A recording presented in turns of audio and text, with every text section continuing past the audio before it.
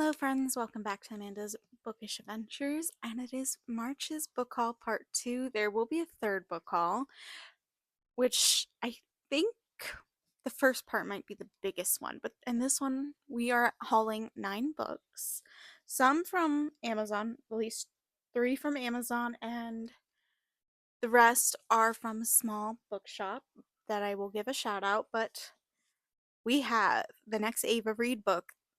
Have I read any of her other books? Have I hauled them? Yes, I've hauled them. I have not read them, but I am planning to. So this is a start to a new duology by her. It's called Immorta by Ava Reid. Look at the sprayed edges. Once there was an island where the dead walked the earth, and 7 noble houses ruled. Using the arcane streets secrets of necromancy, a conqueror's blade brought them low, burning their libraries, killing their lords, extinguishing their eldritch magic. But defiant against the new order stands the House of Teeth. Its last living members are the beautiful Mazara, the heiress of the house, and her cousin, the uncanny Lady Agnes. Though she has not spoken a single word in 7 years, Agnes is the true carrier of the house's legacy. When she has her orders, she must recapture the secrets of the death magic and avenge her family's fallen honor. She must arrange the betrothal of her beloved cousin Marenzia to Luprand, heir to the Conqueror's throne, to gain access to the Forbidden Library in his gruesome grand castle. Revenge burns in Agnes's heart, but so does the strange passions, and it's Lupran, the Golden Prince, who speaks to her soul. The passion is treacherous as it is powerful, poisoning the kingdom's roots and threatening to tear the already shattered realm in two. For Agnes's final order is the gravest. She must not fall in love. Book 1 of the House of Teeth duology. I love the teeth on the sprayed edges, so I will show you. Before we get into the bookshop order, I will show you the rest of the books from Amazon. We have volume 3 of Marriage of Convenience. Let me move these. And then we have the sequel to A Crystal Bloom, To Snap a Silver Stem by Sarah A. Parker. Sprayed edges are fabulous. And the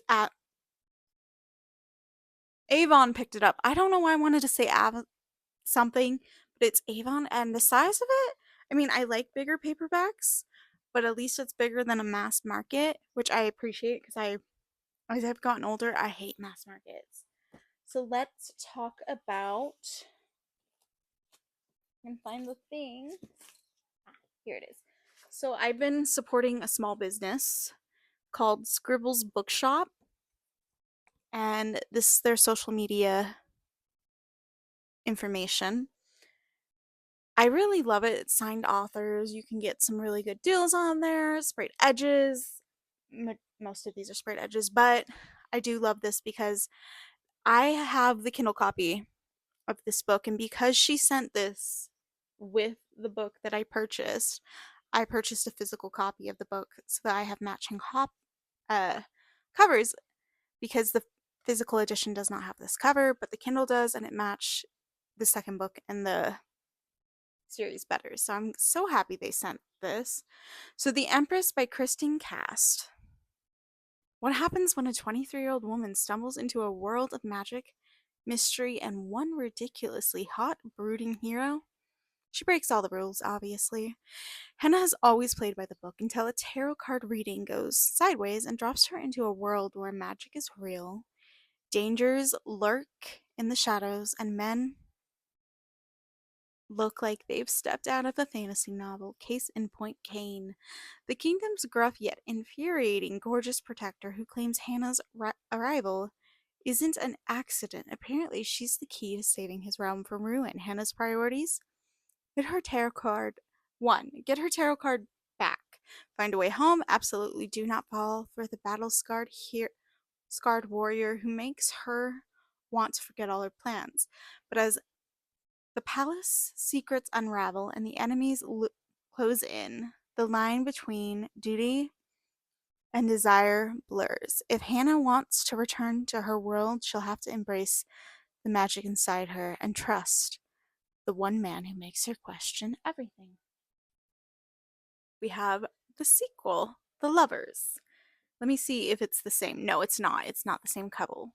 One tarot card, two infuriating hot men, and a modern woman who refuses to be anyone's damsel.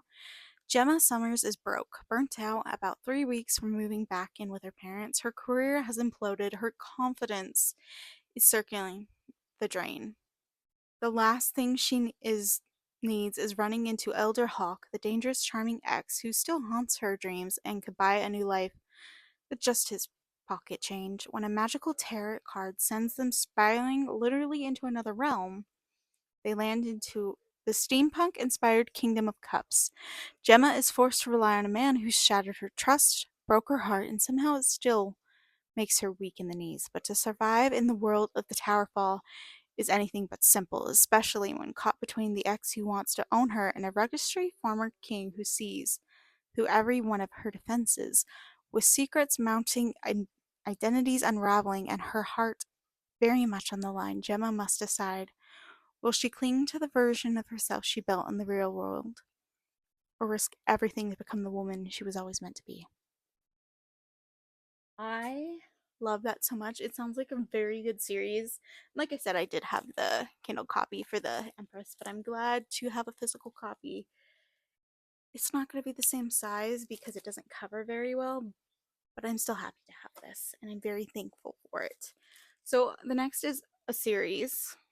I don't know what the series name is, but it is from that shop as well. Bourbon and Lies by Victoria Wilder. We have the sprayed edges. I actually really like the color of these, and this should be, I had to check up the order on Goodreads. This should be the first book.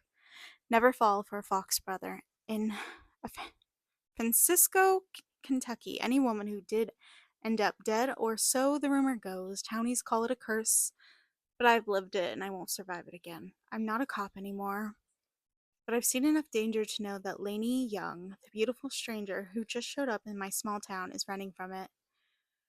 She's lying about where she's coming from and what she's doing here. I don't want her any near my family or the quiet life I made for myself.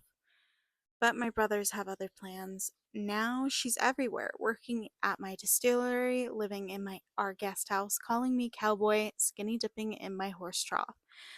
But it's the way she dishes out her attitude from that pretty mouth of hers that has me wanting things I've sworn to myself I'd never want again. I shouldn't push her. I should. Oh, I've never wanted again. I should push her away. Never forget how her lips taste and ignore how she makes me want more out of life. When her past shows up and mingles too closely with mine, her lies begin to unravel. The rules don't matter anymore. I messed up. Dig too far and get too close. Only two things have the power to keep her safe now: bourbon and lies.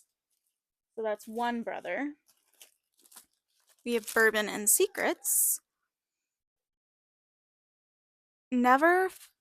Hold on. Okay, it is filming, but my light's right there, so I'm like, can't see it, but it is. Sorry. Never fall for a fox brother, it says on this one as well. It says it on the other one. Any woman who did end up dead. Any woman who did ended up dead. It wasn't just a rumor, it was my reality. I buried my life along with too many secrets surrounding the night she died. Now I'm a single dad with two priorities above everything else: raising my two girls and making great bourbon. But when Faye Colony returns after I ran her out of my small town looking like a fantasy on stage, nothing like the cop she was trained to be, I know for a fact that she's hiding more secrets than the one she blackmailed me to keep. While everyone is focused on teasingly beautiful burlesque dancer, I'm distracted by the woman's hidden agenda. The smart mouthed who says what she wants, and the investigator who prefers a very specific way to drink her bourbon. But as secrets begin to unravel, I realize she's fiercely protective of the one she loves.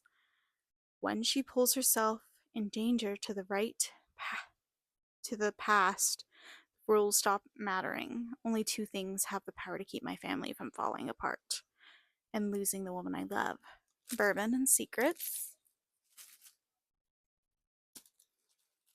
Then we have Bourbon and Proof by Victoria Wilder, the third book. I think she has other books in the shop from this author. If I really enjoy this book series, I'm planning to buy them as well. It wasn't just a small town lore or neighborhood gossip. I've witnessed what happens when the men in my family get too comfortable and fall. And maybe that's the history now, but the responsibility to lead our family business and maintain our standing as the world's most sought after Kentucky bourbon is on my shoulders.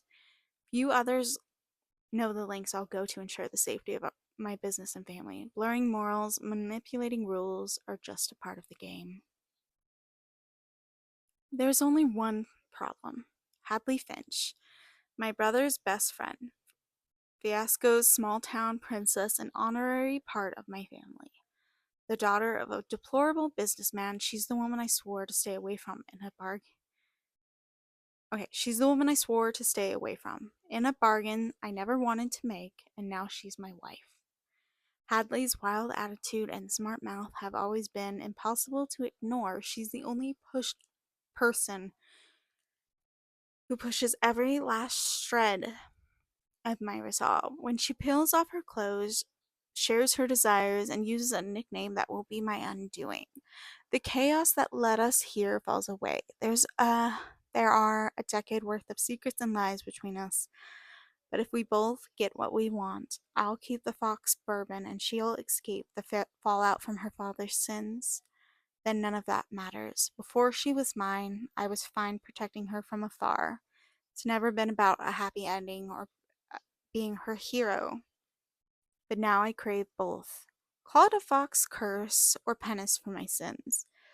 But when all of it explodes and the lives of those I love are threatened, there's only two things I have left to bargain with: bourbon and proof. So that series sounds really good. And like I said, so this is how the books come packaged. The only reason I opened this one was because I was a bit confused with this. Overall, this bookshop, again, here's their social media information, is very amazing. And if you want to support a small company, I love supporting them.